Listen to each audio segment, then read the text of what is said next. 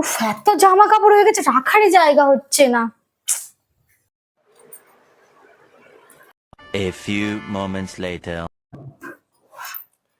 আমার একটাও জামা কাপড় নেই।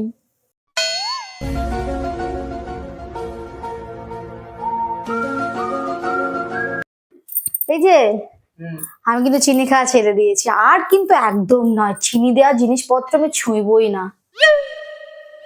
A few moments later. এই যে বলছিলাম একটু সুইগি থেকে কোনো ডেজার্ট অর্ডার করো তো, খাবো।